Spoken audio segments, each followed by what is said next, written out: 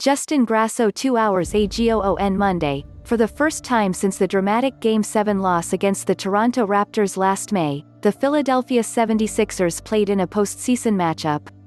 Except for this time around, the Sixers are facing off against their bitter rival, the Boston Celtics.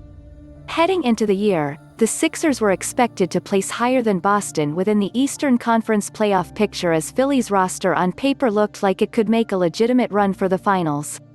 At this point, though, we know the roles are reversed. And the Sixers entered Game 1 against Boston as the 6th-seeded underdogs. With one away in the series, we saw precisely why the Celtics were favored. Boston snagged Game 1 of the series with a 109-101 win. As Philly was missing its defensive superstar in Ben Simmons, the Sixers had a hard time containing Boston's shooters Jayson Tatum, Kemba Walker, and Jaylen Brown. Tatum, who emerged as a true superstar in the NBA this year, finished with an impressive 32-point game to open the series.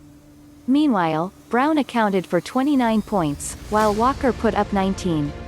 As expected, Philly relied on Embiid to keep up with the Celtics' offense, but his team high of 26 points wasn't enough in the end. From the beginning, the Sixers made it hard on themselves as they turned the ball over at a high rate from start to finish.